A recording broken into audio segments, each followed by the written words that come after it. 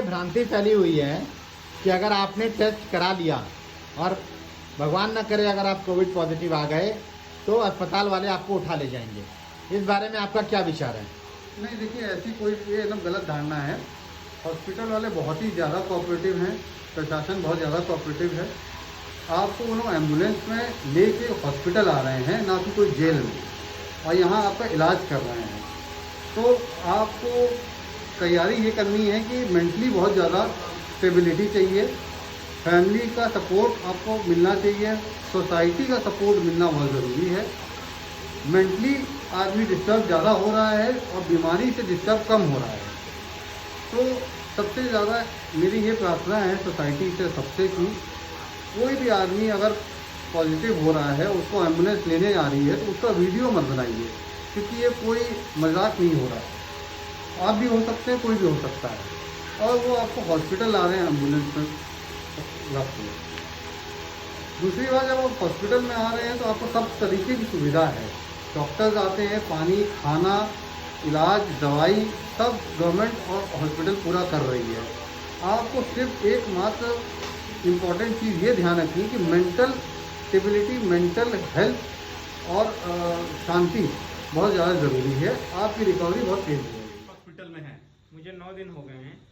9 दिन हो गए हैं, तो मैं आपसे ये अपेक्षा करता हूं कि आप अपने इस 9 दिन के अनुभव को लोगों से साझा करें कि आखिर उनके मन में जो मिथ है या जो पैनिक क्रिएट हुई है समाज में, वो उससे कैसे दूर रहें। क्या यहाँ पर कोई तकलीफ है या आपका अनुभव क्या कहता है?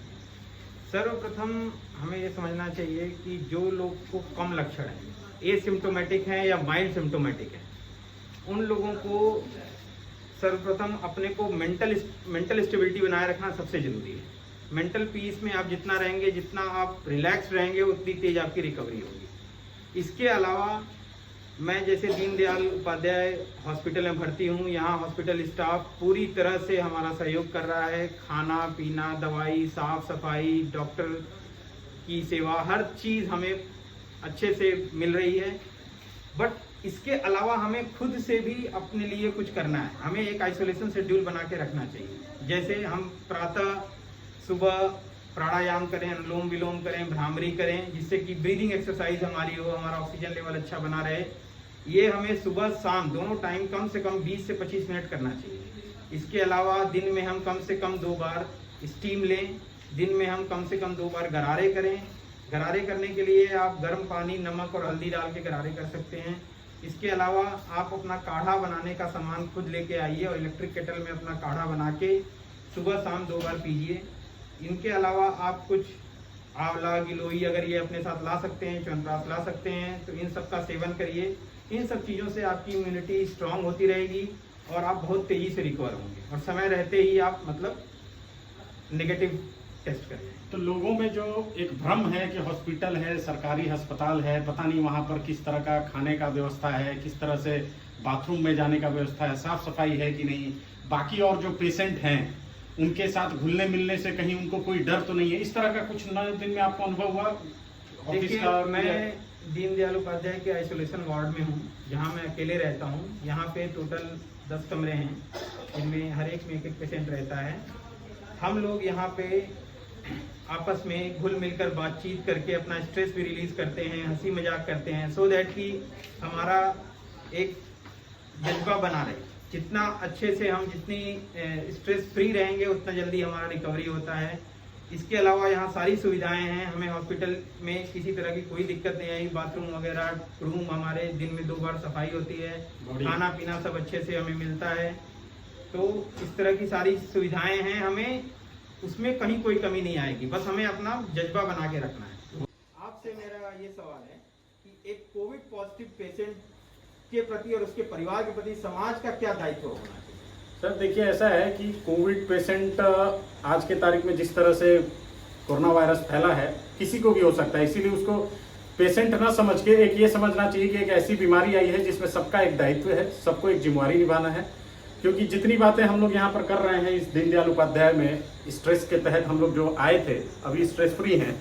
समाज को सबसे पहले तो ये सोचना चाहिए कि वो कोविड पेशेंट जिसके साथ हमने जिंदगी गुजारी है, उसका परिवार अभी सदमे में होगा, अकेले में होगा, तो उसके मेंटल स्टेटस को कैसे ठीक करना है, उसको हर भरसक मदद करें।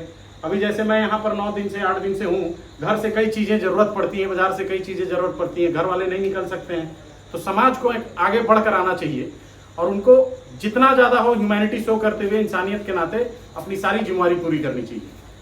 कोविड कभी भी 6 फुट 12 फुट की दूरी से नहीं होती है, तो इसीलिए अपना सारा मदद करें और एक मेंटल स्टेटस उनको भी पॉजिटिविटी दें, मोटिवेशन दें। कभी भी ये ना सोचें कि आज उनको बीमारी नहीं हो सकती है, किसी को भी हो सकती है। हर कुछ दूसरे को एक दूसरे का मदद करते हुए इस बीमारी को करना है, क्योंकि कोविड पेशेंट जो है वो कोई अपराध नहीं है, उसने किसी तरह का कोई अपराध नहीं किया है, क्योंकि ये तो अनसीन एनिमी है, ये एक ऐसा दुश्मन है। जैसा कि सरकार कहती है कि हाँ। बीमारी से लड़ो, बीमार से ना लड़ो। बहुत अच्छे सर, ये चीज यहाँ आने के बाद मुझे पता चली है कि एक्चुअली हम लोग बीमार नहीं है, हम लोग एक ऐसे बीमारी से लड़ रहे हैं, एक ऐसे बीमारी से लड़ रहे हैं जिसको सारी समाज को मिलकर लड़ना है। जैसे एक उदाहरण दूंगा, मेरे एक भाई साहब गाजियाबाद में रहते हैं, वहाँ एक कोविड पेशेंट पाया गया 11th टावर में, वहाँ 2500 कम से कम फ्लैट हैं।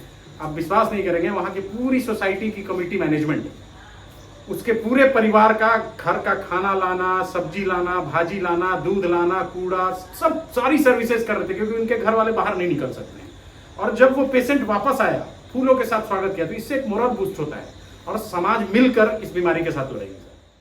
हम आपसे एंजाइटी से रिलेटेड आपके अनुभव को जानना चाहेंगे। ऐसा हमने देखा है कि बहुत से कोविड पॉजिटिव पेशेंट्स हॉस्पिटल आने के नाम से ही काफ़ी एंग्जियस हो जाते हैं, उनके अंदर एक डर सा बैठ जाता है, और जब अस्पताल में आते हैं देखते हैं कि उन्हें एक बंद वातावरण में रहना पड़ेगा, तो वो काफ़ी डर से जाते हैं। तो इस चीज़ का आपने कैसे मैनेज किया? देखिए, मैं जब फर्स्ट डे यहाँ पे आया तो मेरे को एंग्जाइटी प्रॉब्लम तो है, काफ़ी पुरानी है, ठीक है, और मैं इस चक्कर में बहुत डरा हुआ था कि यहाँ आके क्या होगा। मेरे को काफ़ी लोगों ने डराया हुआ था। फर्स्ट टाइम जब मैंने एंट्री की तो मैंने यहाँ देखा कि यहाँ पे अंदर पे प्राइवेट वार्ड पे अंदर करने के बाद एज अ सिक्योरिटी जो प्रोटोकॉल है उन्होंने चैनल बंद कर दिया और वहीं से दवा वहीं से खाना देते थे। मेरे को इसकी एंग्जाइटी शुरू हो गई, क्योंकि मैं बहुत डरता था इन सब चीज़ों से। तो जब मेरा डर शुरू हुआ तो यहाँ कुछ हमें बहुत अच्छे मित्र मिले, जो कि ऑलरेडी एक आध उसमें लड़के कुछ ऐसे भी थे जो खुद भी एंग्जाइटी थे और 7-8 दिन से थे, और उन्होंने मेरे को बहुत बूस्टअप किया, मेरे को बहुत विल पावर मजबूत किया मेरा। वो खुद भी बोले कि नहीं, मैं इस चीज़ से मैं बाहर आ चुका हूँ, आप भी 1-2 दिन रहेंगे हम लोग के साथ तो ठीक हो जाएंगे।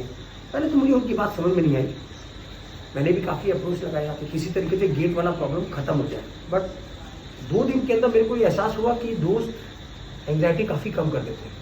उन्होंने ऐसा माहौल दिया, ऐसा एटमॉस्फेयर दिया कि मेरे को एंग्जाइटी की डर खत्म हो गया मेरे अंदर से, सीरियसली। क्योंकि जब ये देखा कि जहाँ सारे लोग फ्री हैं और सब अच्छे घर से हैं, सब लोग अच्छे हैं, कॉन्फिडेंट हैं, तो मेरे को लगा जब ये रह सकते तो मैं क्यों नहीं रह सकता। मैंने अपने को किसी तरीके से बूस्टअप किया कि जब ये कर सकते तो मैं क्यों नहीं कर सकता, ऐसा क्या है इस चीज़ में। तो क्या आपको लगता है कि यहाँ के पेशेंट को डरने की जरूरत है अगर आइसोलेशन वार्ड में मेरे आना ख्याल है? से नहीं ऐसा है, क्योंकि मैंने कल तो मेरे को लगा कि यहाँ की स्टाफ कोऑपरेटिव नहीं है, बट समय बीतते बीतते आज मैंने देखा कि सारा स्टाफ बहुत कोऑपरेटिव है। डॉक्टर स्टाफ बहुत कोऑपरेट कर रहे हैं, अपने प्रोटोकॉल से ऊपर आकर भी कर रहे हैं, और उन्होंने काफ़ी मेरी हेल्प भी की, मुझे बाहर भी किया इन सब चीज़ों से। मेरे ख्याल से बेस्ट पार्ट है ये यहाँ का कि हम यहाँ रह के मुझे कोई दिक्कत नहीं है और किसी को भी कोई दिक्कत नहीं है।